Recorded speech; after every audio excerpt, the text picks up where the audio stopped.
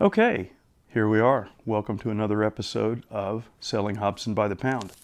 This week we got some pretty cool stuff, I have to say. Not that in the past we haven't, but here we go. This is a series of records put out by a company in Germany. Alto High Fidelity no longer exists. A guy called Johann Bosa. He's passed now, but he put out some really nice things from the original master tapes from different labels, in this case from Steeplechase. They cut them from the original master tapes, some really nice records. This is Chet Baker, The Touch of Your Lips. And they're on 180 gram vinyl, pressed at Palace in Germany. So these are sealed copies that I got from Joachim. They're probably 25 years old. Chet Baker Trio, This Is Always. Again, Alto High Fidelity. And you know, these are ones that came with this, it's sealed. This is the way they came. Here's another Chet Baker Trio, Someday My Prince Will Come. Still part of that Steeplechase series. Beautiful records, to be honest. 1980, it's the early 80s. Chet was still playing pretty well, as this picture suggests. Heroin has already taken some of its toll, but he was still playing really nicely. So yet another one, No Problem, the Chet Baker Quartet. And then here is another from the Steeplechase series that Alto High Fidelity reissued, Nat Adderley Septet, Don't Look Back. These recordings are really beautiful, and if you haven't gotten these, they're been out of print for probably 2 decades. All right, so here we are back in some of the stuff from my collection. At least the first part of this is more of the soundtrack stuff. This is Bram Stoker's Dracula. Nice copy. This has never been played. It's one of those ones, I think, made in Europe, so was never in shrink, but in perfect condition. I have to admit, one of my favorite movies, Forrest Gump. There's just so many great things on here, as people might remember. Randy Newman, B.J. Thomas, The Supremes, Three Dog Night, The Byrds, The Fifth Dimension, The Doors, Simon and Garfunkel. It's all that stuff from the late 60s, which was when the movie was cast around. It's 2 LPs. This was only pressed in Europe. This was during that period when Forrest Gump came out that no records were being made really in the United States, so you could only get imports. So I either probably went over and got a couple of copies. I kept one for myself, just so you know. Here is a record. I think this has been up before. There's a couple of cool things on here.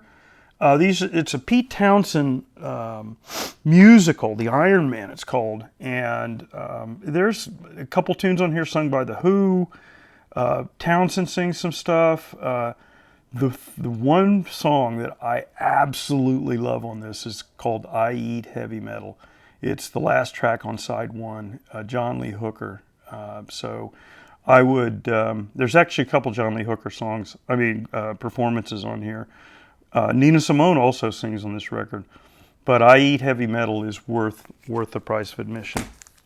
Here's Anacord, Amarcord Nina Rota. A sealed copy of same, on Hannibal Records, impossible to find. Here's some cool stuff you don't see very often. The Lethal Weapon soundtrack stuff. Sealed copy of Lethal Weapon 2. Sealed copy of Lethal Weapon 3. Sleepless in Seattle, #1 soundtrack in the USA at the time. Stardust, Nat King Cole. Just some really classic performances. Celine Dion sings on this record. Again, made in England. Never was sealed, but it's in a nice one of those Japanese sleeves that is really beautiful. So here is one of those test pressing sets, white label promo it says, of the 5 festival sonatas for orchestra and organ, E-Power Bigs. So these are those white label promos that got sent out to Roz and Victor Ruby. And it's a set, even includes a 10-inch. I would put these, they're mono, but organ that is just outstanding. Outstandingly recorded. Incredibly rare stuff, especially as a white label promo. Here we have Johann Shabastian Bach's Sonatas and Partitas for solo violin. This is put out on the Musical Heritage Society. It's Roman Tottenberg doing the Bach Sonatas and Partitas for solo violin. Unfortunately, there's not a cover with it, but the records are absolutely gorgeous. So this is a rare record, and I know somebody's going to be really happy to get that. Here's a Mercury that jumped back up, one that's on the HP Super Disc list, Hi-Fi, Fiesta and Hi-Fi, Howard Hanson and the Eastman Rochester Orchestra. Let's see, what's this look like? Oh yeah, nice. I don't know what stamper it is, but a beautiful copy. Okay, back into the EMIs. Eric Coates, The Three Elizabeths, Greensleeve. This is a later issue. I put beautiful second issue of this fabulous EMI recording in Birmingham. Big, rich sound with nice hall ambience. Excellent copy, very quiet surfaces. And this is ESD 7005. I love these records. We've had this up before. This might be the last copy. This is Malcolm Arnold, Symphony No. 2 and 8 English Dances, with Groves conducting the Bournemouth Symphony Orchestra. I put beautiful recording of Groves' Bournemouth Symphony performing Malcolm Arnold works. The 8 English dances are particularly lively and dynamic. This is a very quiet first pressing, hard to find in this condition. I put on a little note, big sound, great recording, highest recommendation. So it doesn't get any better than that. ASD 3353. This is one of the, we've had this up before. This is a sealed copy of Rachmaninoff the Bells performed by Previn and LSO, ASD 3284. It's a reissue, sealed alto high fidelity reissue from the original master tapes done at Abbey Road, pressed in Germany at Palace, that famous pressing plant in Germany. I put on here must have. If you don't have a copy of this, original or otherwise, you need it. Another Previn LSO doing Rachmaninoff's second. HP TAS item, Super Disc list, good copy with some surface noise, plays VG Plus, rare. It's got the little postage dog label. Here we go. La Fille Malgarde, Harold Lanchberry. TAS HP Super Disc list item, original deep groove Decca pressing, plays near mint, with exception of a tick in the left channel of track 1. Imagine that. For about 20 revolutions, which is very minor. Stunning recording if you've never heard this. This is one of those ones that we put out on gold CD back in the day from the original master tape. So I've heard it. It's insane. Bolt conducting string music of Vaughan Williams, Fantasia on the theme of Thomas Tallis.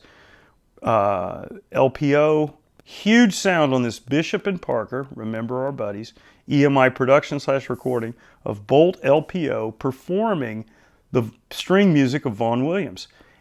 I write, everything about this LP is perfect. I'm not bent to exaggeration, by the way. Recording, performance, and record surfaces.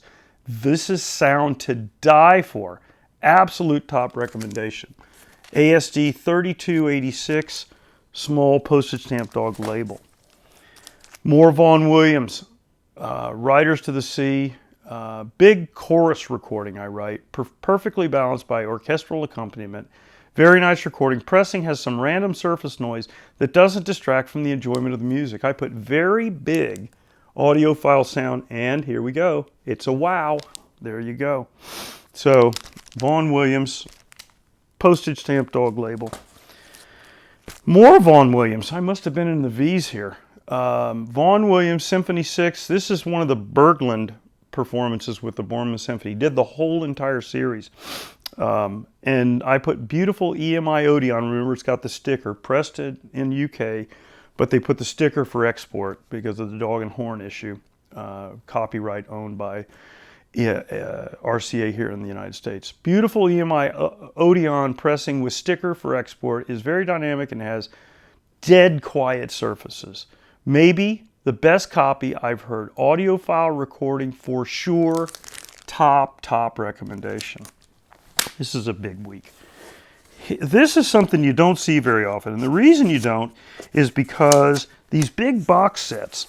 So this is the collection of the Vaughan Williams, the all 9 symphonies done by Bolt and London Phil and the New Philharmonia Orchestra. It's, you know, it's 9 LPs. It's got a big booklet in it, for goodness sakes.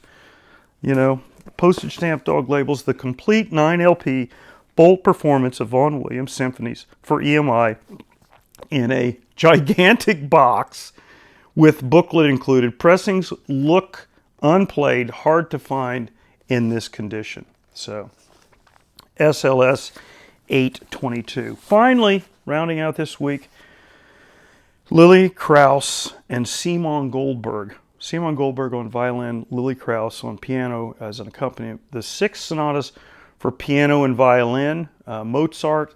This is on that Decca Gold Label series. Very nice. It's got this is just crazy. It's got these inserts, this dowel label, and they kind of, you know, here's the liner notes and so forth. And then it's kind of like in the old 78 days. This is early LPs, by the way. These things are probably almost 200 grams a piece with that Decca Gold label. This is a rare record, very highly sought after, mono. Beautiful copy. I hope somebody really is happy to get this. As always, have a great time bidding and good luck.